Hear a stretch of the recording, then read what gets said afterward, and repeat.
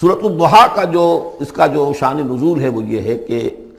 کچھ دنوں کے لیے، ایک تو بالکل شروع میں جو رک گئی تھی فترت وحی، اس کے علاوہ پھر ایک موقع آیا ہے کہ کچھ عرصے کے لیے بہت دن گزر گئے حضرت جبرائیل نہیں آئے، اور آپ کے اوپر ایک شدید قسم کی جو ہے وہ پریشانی طاری ہو گئی۔ کچھ لوگوں نے بھی طعنہ دینا شروع کر دیا، کچھ عرصے سے محمد تم نے کوئی نئی وحی نہیں سنائی، کیا ہوا تمہارا شیطان کیا چلا گیا بس اب؟ کوئی ایسا بھی بتایا گیا کہ ایک دفعہ کئی راتوں تک آپ رات کو اٹھے نہیں، تو کہا وہ تمہارا شیطان تمہیں چھوڑ گیا ہے۔ کوئی ساتھ کے رہنے والی عورت جو تھی کہ رات میں نے سنی نہیں تمہاری کوئی پڑھنے کی جو تم پڑھا کرتے تھے، شاید شیطان تمہیں چھوڑ گیا ہے۔ خود آپ کو جس قدر ایک اشتیاق رہتا تھا کہ وہی آئے اور آپ کی وہ روح کو جو ہے مزید اور غذا اور تر و تازگی جو ہے وہ مسلسل ملتی رہے، اس کی وجہ سے یہاں تک آتا ہے کہ حضور فرماتے ہیں کہ اس درجے میں رنج اور غم میں تھا کہ میں سوچتا بربنائے طب بشری، اس درجے حضور کے اوپر جو ہے یہ شاخ گزر رہا تھا کہ وہی کیسے بند ہو گئی۔ اور اس میں یہ بھی تھا کہ اللہ ناراض تو نہیں ہو گیا، کیا مجھ سے کوئی خطا تو ایسی نہیں ہو گئی، یہ سبب کیا ہوا ہے؟ یہ ہے وہ کیفیت کہ جس کے اندر یہ آیتیں نازل ہو رہی ہیں۔ اور اب آپ اس کو سمجھ لیجئے کہ اس کا نفسیاتی اور انسان کی باطنی کیفیات کے ساتھ کیا تعلق ہے۔ انسان پر دو طرح کی کیفیات طاری ہوتی رہتی ہیں، جیسے میں نے پہلے ایک دفعہ آپ کو بتایا صدیق اور شہید کے درمیان جو فرق ہے بنیادی، کہ کچھ بنیادی طور پر لوگ ایکسٹروورٹس ہوتے ہیں، کچھ بنیادی طور پر انٹروورٹس ہوتے ہیں۔ ایکسٹروورٹس کھیل کود بھاگ دوڑ، لوگوں سے ملنا جلنا، گفتگو ہے، اسے دھکا دے دیا، اس سے مذاق کر لیا، اسی میں وہ خوش رہتے، بڑے مگن رہتے، تنہائی انہیں کاٹ کھانے کو دوڑتی ہے۔ اور ایک انٹروورٹس ہوتے ہیں کہ وہ مجلس وغیرہ کو نہیں ہوتا، اپنے تنہائی میں کہیں بیٹھے ہیں، غور و فکر کر رہے ہیں، سوچ بچار کر رہے ہیں، انہیں وہ مجلس سے زیادہ اپنا گوشہ تنہائی جو ہے وہ زیادہ عزیز ہوتا ہے۔ تو یہ دو مزاج اللہ نے بنائے ہیں۔ اسی طرح ہر انسان کے اوپر آلٹرنیٹلی کچھ کیفیات آتی ہیں جس کو ہم کہتے ہیں میرا موڈ آف ہے، ایک طرح کا قبض سا ہو جاتا ہے، طبیعت میں بندش سی ہوتی ہے، کسی وقت اسی شخص کے اندر پھر انشراح سا ہو جاتا ہے، پھر ہنسنے بولنے کو جی چاہتا ہے، گفتگو کرنے کو جی چاہتا ہے۔ تو یہ کیفیت جب انسان کی روحانی زندگی سے متعلق ہو جائے تو اس کو پھر صوفیہ نے نام دیا قبض اور بسط۔ کبھی طبیعت میں انشراح ہے، انبساط ہے، طبیعت جو ہے وہ آبادہ ہے، ہر چیز میں روشنی کا پہلو آدمی دیکھ رہا ہے،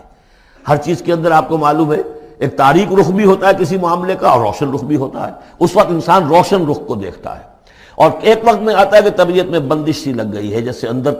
کوئی پکڑ لیا کسی نے، اب طبیعت جو ہے وہ بھی اپنے اندر وہ انقباض محسوس کر رہی ہے، اور پھر آدمی پیسیمسٹک ہو جاتا ہے، نا امید سا ہوتا ہے، پھر اسے ہر معاملے کا تاریک پہلو زیادہ نظر آنے لگتا ہے۔ تو یہ قبض اور بسط کی کیفیات ہیں۔ جب کبھی قبض کی کیفیت ہو، قاضی ثناء اللہ پانی پتی رحمۃ اللہ علیہ نے تفسیر مظہری میں لکھا ہے کہ قبض کی کیفیت میں اس صورت کا پڑھنا تریاق ہے، جس طرح حضور صلی اللہ علیہ وسلم کے لیے گویا کہ اس وقت جو وحی کا بند ہو جانا تھا وہ گویا کہ ایک طرح کے انقباض اور قبض کی کیفیت پیدا ہوئی تھی، اس میں اب اللہ تعالیٰ فرما رہے ہیں والضحیٰ، قسم ہے دن کے دھوپ چڑھنے کے وقت کی،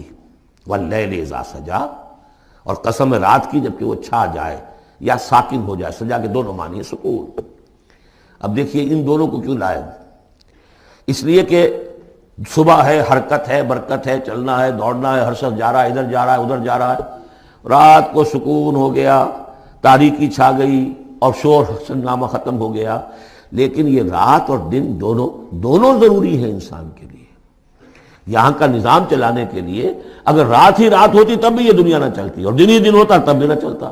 تو رات بھی ضروری ہے۔ اسی طریقے سے نفس انسانی کے لیے کبھی کبھی قبض کا وقفہ بھی ضروری ہے۔ آپ اسے یہ نہ سمجھیں کہ اللہ تعالیٰ ناراض ہو گیا، یہ بھی ہماری تربیت کا ایک یوں سمجھیے کہ ایک جز ہے۔ ما ودعک ربک وما قلی، آپ کے رب نے آپ کو رخصت نہیں کیا ہے، نہ ہی وہ آپ سے ناراض ہوا ہے۔ وَلَلْآخِرَةُ خَيْرٌ لَكَ مِنَ الْأُولَىٰ، اور اس کے بعد جو وقت آئے گا اس قبض کے بعد وہ پہلی سے بھی بہتر ہوگا۔ اور میں حیران ہوتا ہوں کہ کیسے غالب نے وہ بات کہی ہے کہ جو بالکل ترجمانی ہے اس کی، رکتی ہے میری طبع تو ہوتی ہے رواں اور،